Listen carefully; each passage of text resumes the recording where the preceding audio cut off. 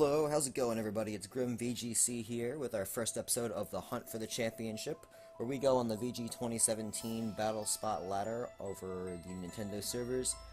We're going to be bringing some battles for you today, and if you enjoy this video, please smash that like button and don't forget to sub and hit the little bell next to it so you get notified when I upload more of these. I'll be having these coming your way pretty regularly. And today's team is pretty cool. We actually ran it at the Rutgers Scarlet Classic 3 last weekend. Or a weekend before that, sorry, about a week and a half ago from the time this video comes out, and it was a really fun team. I did end up going 2-3, but I played really good opponents. My losses, I played Lightcore, I played against, I can't remember his actual name, but his name is Arbin. I can't remember his username, and I played against Pedons, otherwise known as Patrick Donegan. Those are my 3 losses, and I had a really interesting match against Jonathan Wynn as well. He played standard Mimilax, I believe Gavin's version of Gavin's team. So it was a pretty good tournament, but we have Salazzle, Tapu Koko, Gigalith, Tapu Fini, Porygon2, and Tauros. And one of my favorite Pokemon on this team is that Tauros in the bottom right. It's pretty cool. I like it. It's enjoyable to play with. It'll catch a lot of people off guard, and it does get Intimidate, which is nice. So there's that. Standard Salazzle, Tapu Koko, modest Life Orb. Got some pretty strong power there. Gigalith is just the deal with the rain. Get rain out of there, get sun out of there, get hail out. Finny is just an all-around decent Pokemon. I have it with Spec, so it does a lot of damage, and it's pretty bulky as well. So it comes in a lot of handy. And Porygon2 has been reliable all format, especially for myself, but also in general.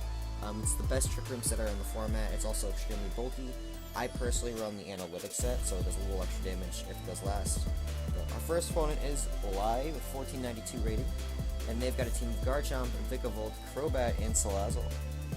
So, usually you see 6 months, but they've only got 4, so obviously I know what they're going to bring. It really just is determining what they're leading with.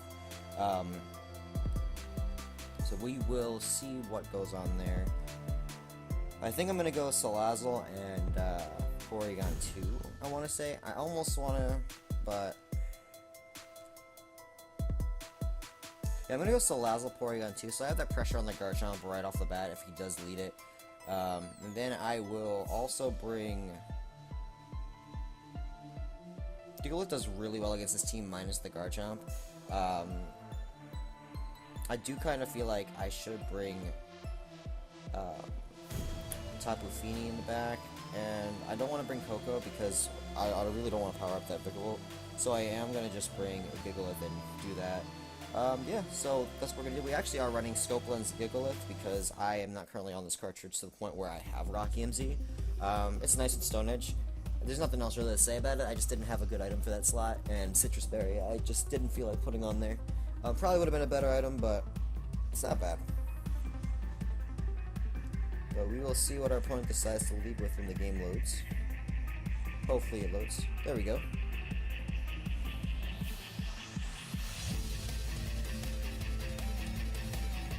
We'll lead Salazzle, Porygon2. If he leads Salazzle, we'll probably get a fake out of it. But he's gonna go Garchomp, Vikavolt.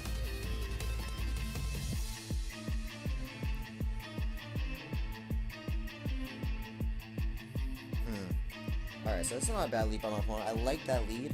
I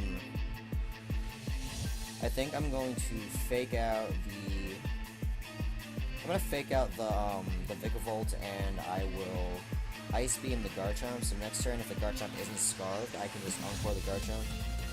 But if it doesn't protect here, it faints. So we are going to go with that. I'm going to expect to protect though, but this way the Vikavolt doesn't get to set up a Spring Shot or anything on me either. We do get the Fake Out off onto Vikavolt, which means this Garchomp is going to go for an attack, and it's just going to go straight for the Earthquake.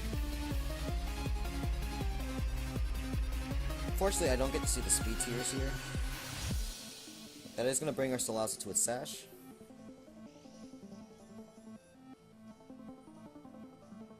Alright, Porygon2 is the last Pokemon to go in the turn. So we do get that Ice Beam off. Will it knock out the Garchomp? But then it does knock out the Garchomp. That's an easy KO on turn 1. And that is going to put us at a 4-3 advantage. Now I believe Salazzle is the fastest thing that's left on the team. Crobat should be slightly slower. I might be wrong on that, but I think it's slower. He's gonna send that Crobat here. Ooh, that nice shiny Crobat. Crobat the Crobat, old friend of mine used to have that username. It was fun. So we could just double into the Crobat here, or I could go for the Vikavolt. I think what I'm going to do is I'm going to go for the Vikavolt, and I'm going to go for a Thunderbolt into the Crobat.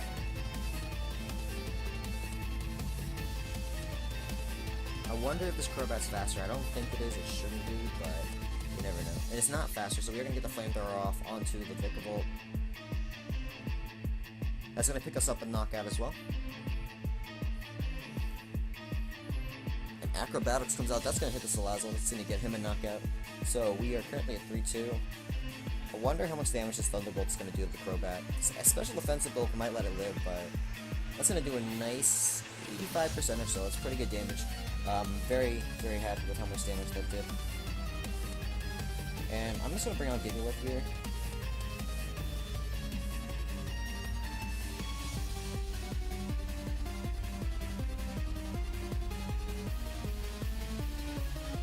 And he'll bring out his own Salazzle, so now I have Sandstorm. Any Sash will go down here too.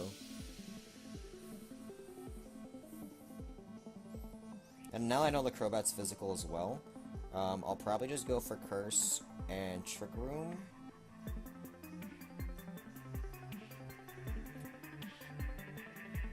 Because no matter who he fakes out, if he has Fake Out, I'm gonna get a benefit off of this turn, so. Oh, we're gonna see the Leech Life come off. That's gonna hit the Porygon2, and that's gonna do about 15 damage or so. Not a lot, but enough to get him back from being in the red. Yellow, he's gonna go for the Sludge Bomb. Is he doubling in the Porygon2? He is gonna double into that. Doesn't get the poison, unfortunately, for him, as I do get my Curse off, and I also am gonna be able to get off my Trick Room here. So I get that nice +1 attack, +1 defense, and a minus speed going into Trick Room, ensuring that I'm gonna go first. I think I was slower than my Porygon2 anyway, but the Curse benefits are really nice in allowing me to basically give that Crobat no chance of beating. I don't mind if Porygon faints here, because there's no way that a Gigalith is going to faint to either of these Pokemon on the next turn, a couple turns. So, I guess I'll go for the Stone Edge onto on the Crobat, and I'll just Thunderbolt the Salazzle. Yeah, I think I'll Thunderbolt the Salazzle. I don't mind Porygon2 going down. I got Trick Room up, so it's not going to really help or hurt me that much. But he is going to protect with the Crobat. I wonder if this will be enough to knock out the Salazzle.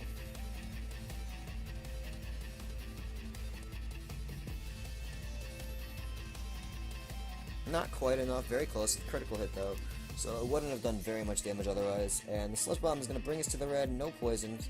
We do get one more turn, so I'm just going to go for the safe play here. And I'm going to just attack again and recover my Porygon2. Sandstorm should bring down these guys, but I'm going to go for the Heavy Slam just so I can get the 100% accuracy. I really don't want to miss a Stone Edge here. And I'll just recover.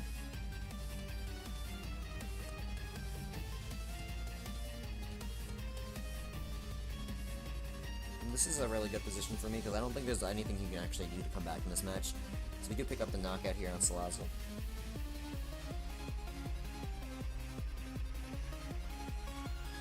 Get the recover off. Crobat's probably just going to go for the Leech Life KO on the Porygon2. It's not going to get it obviously because of the Sandstorm, but I would, if anything, I would guess that would go into that slot.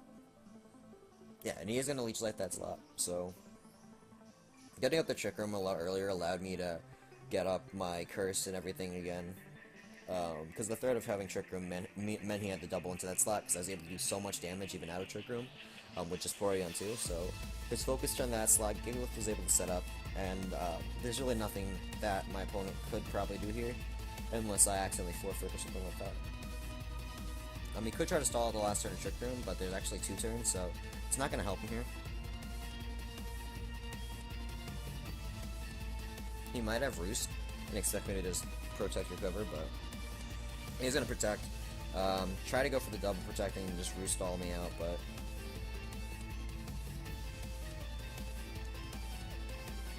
so he's shown Leech Life, Protect, and Acrobatics. I'm going to assume his last move is either a Poison move or Roost.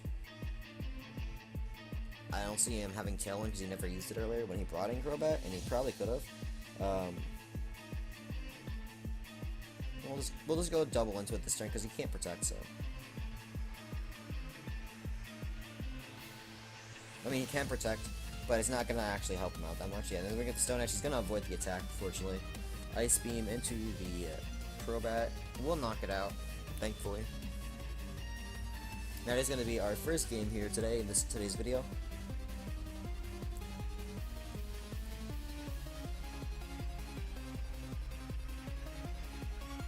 It's a really solid match. My opponent had some pretty interesting Pokemon too. I haven't seen Crobat too much this format, so it was nice to see a bit of variety. Vikavolt has fallen off since winter regionals, like early winter regionals, so a couple of Pokemon I haven't seen in a while.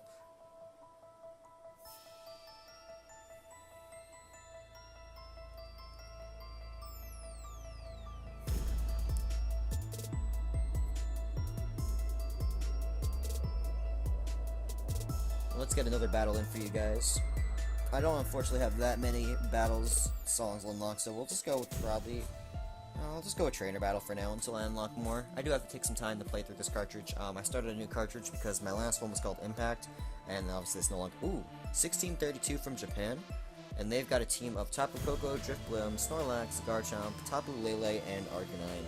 Pretty standard stuff. Lele, Blimp, Koko, Garchomp, Arcanine, you see a lot. And Snorlax has always been pretty good in this meta. So let's see, what do we want to do here? So I'll probably just go Salazzle and Tapu Fini here. So I can always have my terrain up with that I want. And I could probably just Muddy Water and try to put pressure onto the Lele. Or I could go for the Koko. I'm gonna go Koko Fini actually into this. And in the back, I'm gonna bring... I could bring Porygon2, because it does deal pretty well with Drifblim, and it gets helped by his own Koko and my own. It beats Garchomp. I do need a second way, reliably, to beat Arcanine. And his four physical attackers are kind of frustrating to play against. So I'll probably just bring Tauros here, and that'll allow me to get off Intimidate and to have really nice... I have the Normalium Z on it, so it's always fun, the Giga Impact stuff. Not gonna lie. I think there's a couple other items I could use on Tauros that I haven't figured out yet. I tried Groundlium Z on my other cartridge, and it's not bad. I don't think Tauros is the best Pokemon here. I actually do think Snorlax is a better Pokemon for this team, but for the moment, it'll do. I could even play Mimikyu there. So he's gonna go Tapu, Koko, Garchomp lead.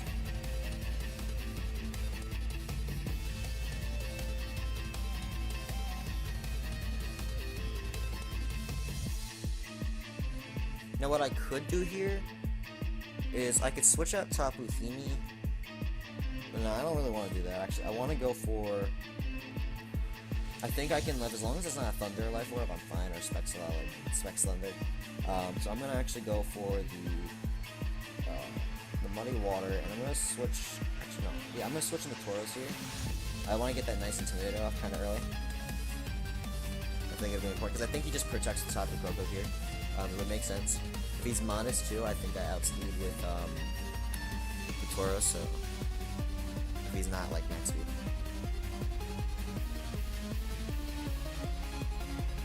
So we're going to get our Intimidate off here. It lowers the attack of the Garchomp, obviously not really helping Tapu Koko out that much.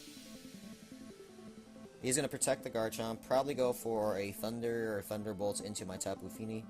He's going to go for Thunderbolt. That's going to connect and do a lot of damage. It's going to bring us about under 50%. Please don't miss. Come on, give me that hit. Give me that hit. Yeah, we got a hit. Alright, I wonder how much damage this will actually do to Tapu Koko here. Ooh, that's a lot of damage. Alright, I'm going to switch out here into Porygon2.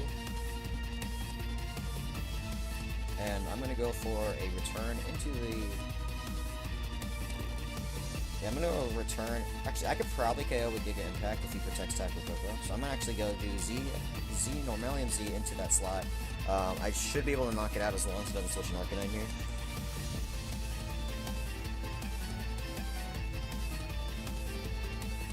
He's just going to go for the Thunderbolt. That's going to go into the Porygon2 slot. I wonder if that's Specs or not, but we are going to be able to knock out the Tapu Koko here. And get a free switch in back into whatever we want to choose. Probably Tapu Koko, because he's not going to have anything benefiting from it anymore if I switch back in and get Electric Terrain up.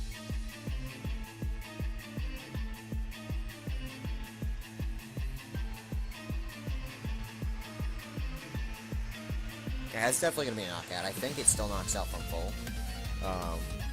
Which is kind of funny. And he's going to go for the same thing. He's just going to go for the Ground DMZ.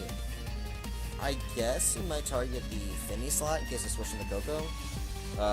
It's probably better for him if he gets the Tauros slot and gets rid of it, but it's better for me, honestly, if he can knock this out. I don't think at -1, though, it does knock it out, but we'll have to see how much damage this does to the Tauros. It's questionable, I'm not sure. That is going to leave us with 16 HP, barely letting us live that. Wow. I'm probably going to see the Arcanine come in here. I'm probably going to let... If Arcanine comes in here, it's got extreme speed, so I'll just let it go down, Tauros go down, and get off probably a Trick Room. He's going to bring in Snorlax, so I don't actually have to worry about that.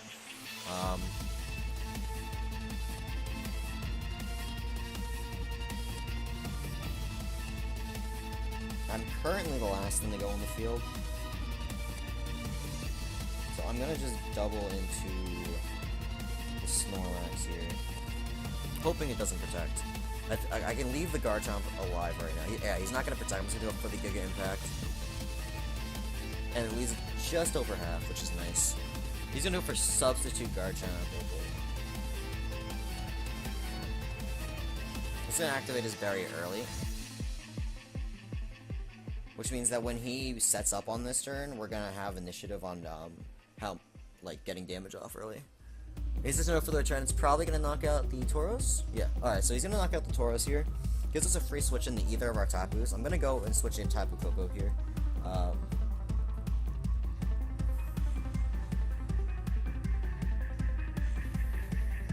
Because what I can do here is I can Dazzling Gleam, and then I can attack the Garchomp, or I can Dazzling Gleam and hit the Snorlax, because he doesn't have his Barrier anymore.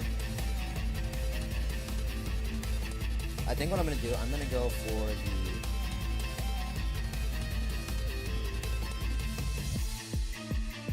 the Ice Beam to that. I'm just going to Thunderbolt the Snorlax. I don't think it can live in Electric Terrain. He might protect here if he has it. I don't know if he has it. I might expect return, high horsepower, setup move, because he's going to protect the Garchomp, which is actually really good for me.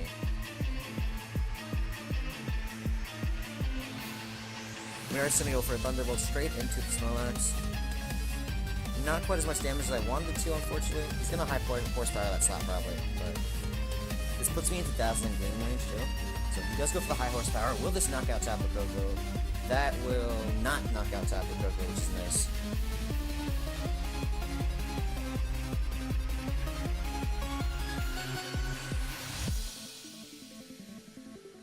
I'm gonna Dazzling Gleam to break the substitute, and then I'm going to knock out the Garchomp this turn with an Ice Beam. I think that's the best move I can make in this situation, because it'll pick me up another KO, and it'll put me in a position where my Tapu Koko is unquestionably the fastest thing on the field. I'm gonna lose Koko this turn the Life Orb no matter what, but let's leave Snorlax alive. Garchomp's subs should fade. Does he Earthquake here or something? I wonder what he decides to do here. He might set up with Snorlax, so I don't mind. It's a Poison Jab into the Porygon slot. It's not going to do much damage. Please don't poison. Oh, we got the poison. It's unfortunate. He's going to go... I'm going to get the Ice Beam off. I don't know if this knocks out because I didn't get the Analytic boost, unfortunately. Oh, thank God it does. Very nice. And I think he's probably recycles here if he has it. He does recycle. It's going to give him the Berry Prac. It all comes down to what he has in the back, because I do have my Tapu Fini still.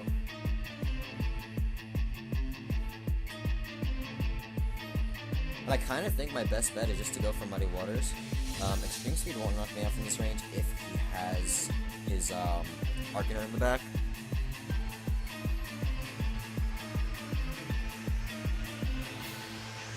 He's going to go for Tapu Lele actually, so we are going to get our terrain of choice up, which is very nice for us.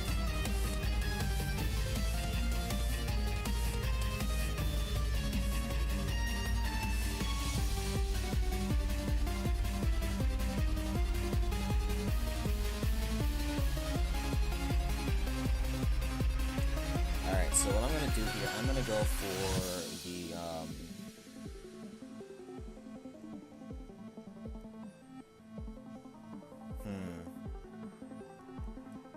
I think this Tapu Fini outspeeds me, unfortunately.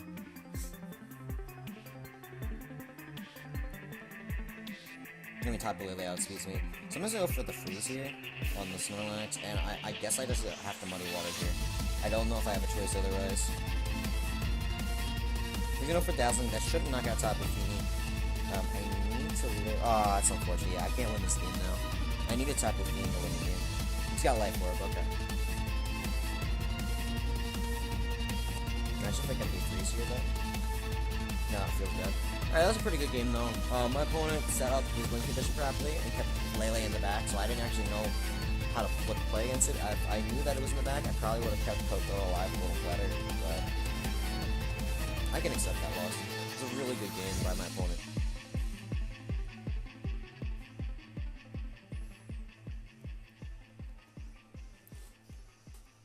We'll just forfeit this match. There's really no options I have. I'm gonna get knocked out by the next attack by Lele anyway. That was a pretty good match by my opponent though, I have to admit.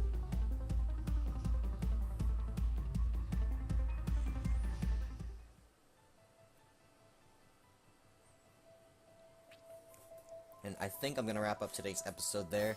If you enjoyed the video, please, thank you for watching first, and second, please hit that like button. It lets me know what content you guys enjoy the most on the channel. Feel free to subscribe. It lets you know when I upload new stuff, so hit that little bell button next to the subscribe button once you hit it. Check me out, Twitter, Twitch, everything's in the description below. I'd love to reach out and talk to some of you guys if you have suggestions for my teams. And my team is actually in the description below as well if you'd like to look at it and try it out on Pokemon Showdown or any other, end game, anything you'd like to do. So let me know. I'd love to hear from you guys. Give me some feedback, and we'll see you next time in the next episode of The Hunt for the Championship.